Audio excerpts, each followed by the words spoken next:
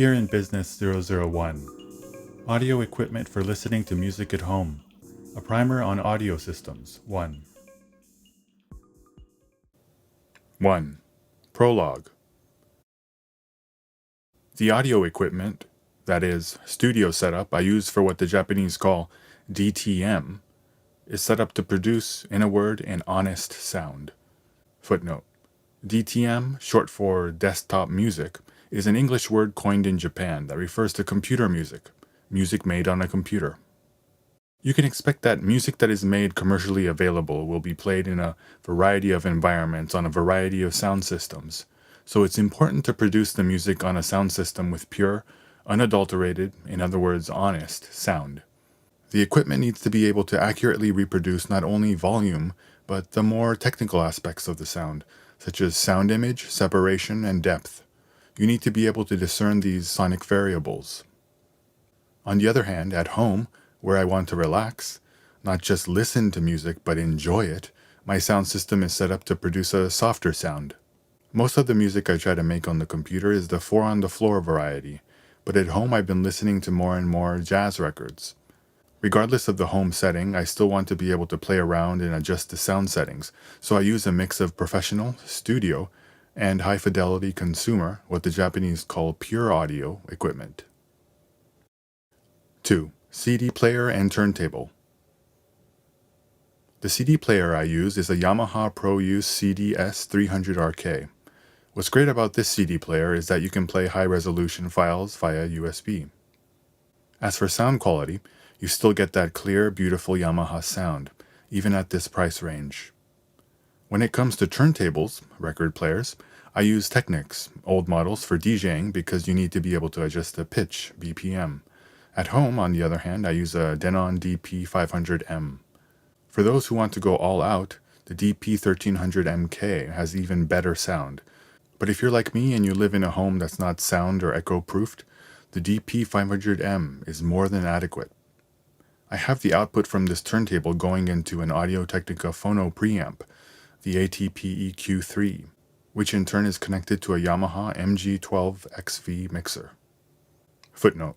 A phono preamplifier is an audio component that serves two purposes. First, as the signal coming out of a turntable is about 1,000 times lower than the signal coming out of a CD player, the signal must be amplified before it is sent to your sound system. Second, it reverts the signal back to the shape it was on the original recording.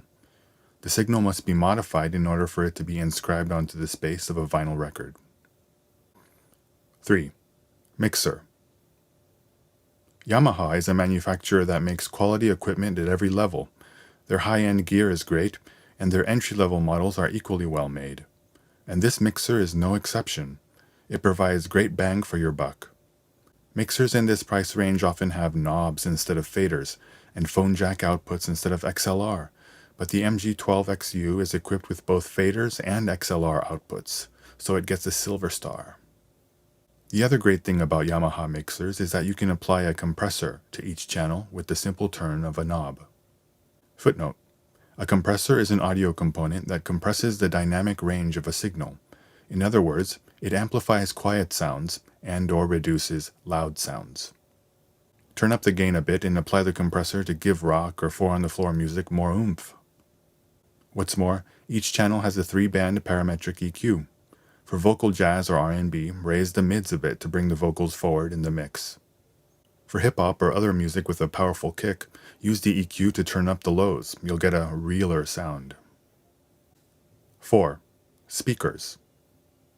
My mixer's outputs are connected to JBL LSR305 powered speakers using Belden cables with Neutrik XLR connectors.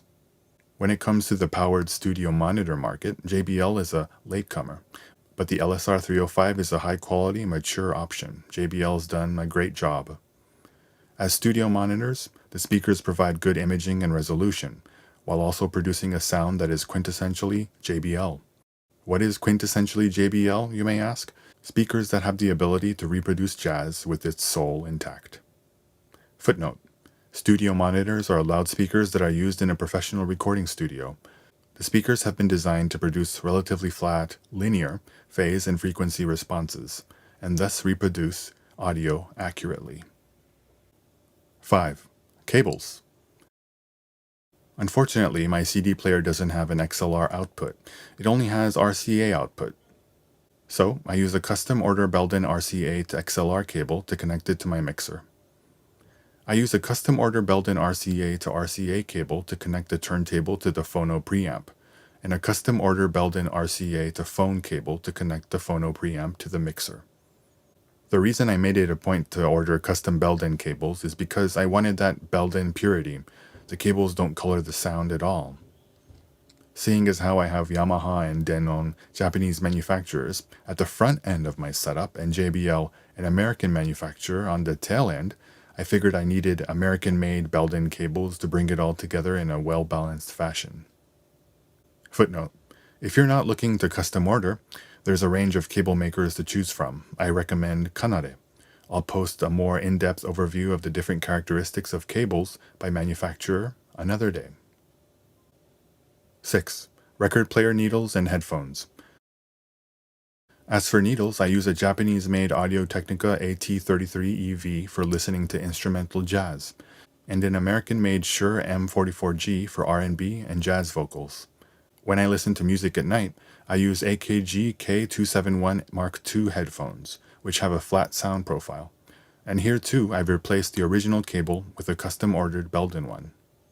The mixer is a key part of the setup because it allows me to tweak the sound coming from the CD player or turntable using the EQ, equalizer, a tool for adjusting the balance of, equalizing, different frequencies, and balance out what gets sent to the speakers. 7. Epilogue. If you're interested in getting together a sound system like the one I've described today, you'll need to buy the components from both home appliance stores and professional audio equipment retailers. The parts in between, the cables and plugs, are no less important and will require meticulous care. But if you're willing to go through the trouble to piece this system together, you'll be able to enjoy quality sound at a decent price tag.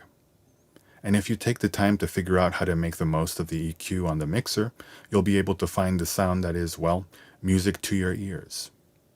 Whenever Big Brother hears jazz music flowing out about town or as the soundtrack to a TV show, he has the uncanny ability to identify the musicians, who's on bass, who's on drums, etc. He tells me that back in the 70s and 80s, when jazz was huge in Japan, people at jazz kissas, jazz cafes, and in college jazz appreciation clubs were playing a never-ending game of trying to identify the musicians on recordings. Personally, I'm interested in jazz bass, and since I've started regularly listening to albums released by jazz bassists as bandleader, I've learned to distinguish between Ron Carter, Jaco Pastorius, and Marcus Miller. That's no accomplishment, but it's a first step. Footnote: Ron Carter is an American double bassist. At a young age, he hoped to become a contrabass player in classical music, but unable to find an orchestra that would accept him on account of his race, he shifted to jazz. He was an important part of shaping Miles Davis's sound in the 60s. He is in the Guinness Book of World Records as the most recorded jazz bassist in history.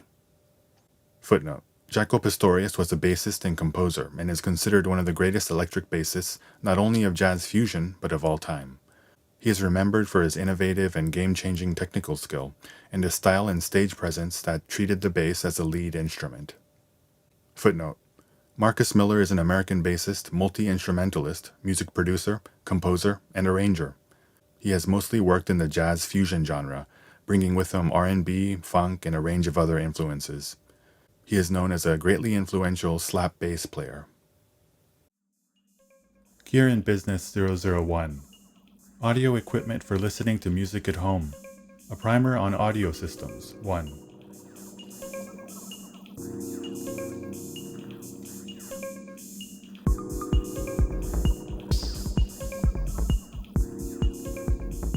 www.digtokyo.jp